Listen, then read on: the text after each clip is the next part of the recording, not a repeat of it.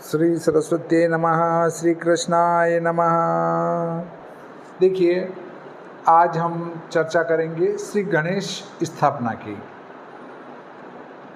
संवत 2082 शक 1947 भाद्रपद शुक्ल पक्ष चतुर्थी बुधवार, तदनुसार दिनांक 27/8/2025 को श्री गणेश चतुर्थी मनाई जाएगी। श्री गणेश चतुर्थी उसी दिन मनाई जाती है जिस दिन चौथ मध्याह्न काल को व्याप्त करती हो। दिनमान के 5 भाग करेंगे। सूर्यास्त में से सूर्योदय घटाएंगे।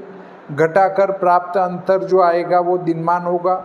उसमें 5 का भाग लगाएंगे।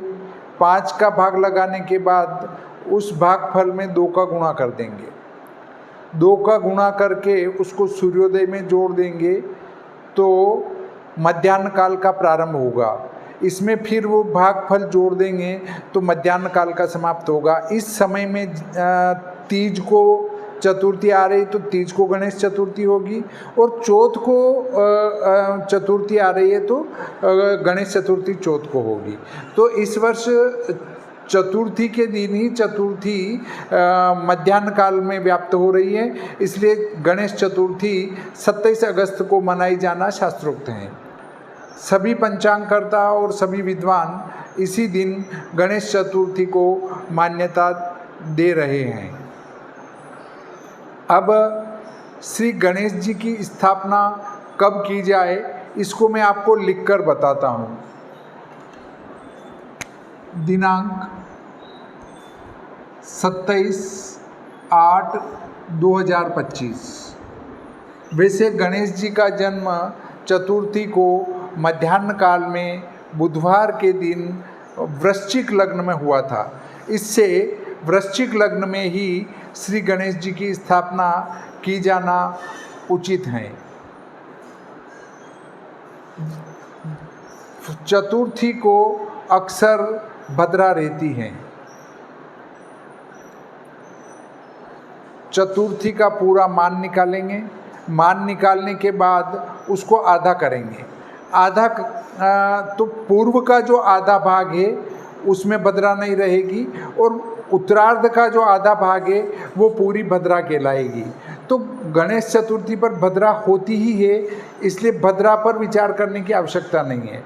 और श्री गणेश जी की स्थापना में भद्रा का कोई दोष नहीं है, इसलिए मैं सबसे पहले जो सबसे श्रेष्ठ समय है गणेश जी की स्थापना का वही लिख देता हूँ।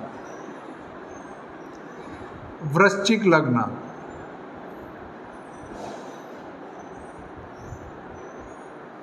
दिवा, मतलब दिवा की जगह दिन लिख देता हूँ। दिन में 12/14 से 2/30 तक, 12/14 से 2/30 तक गणेश जी की स्थापना उत्तम है। इसके बाद प्रातः 6/14 से 9/23, इसमें रहेगा लाभ अमृत। लाभ अमृत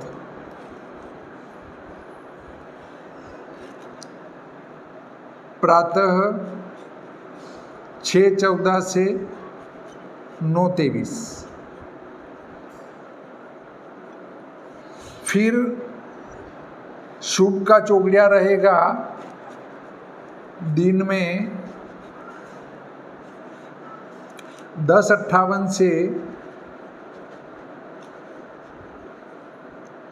12:33।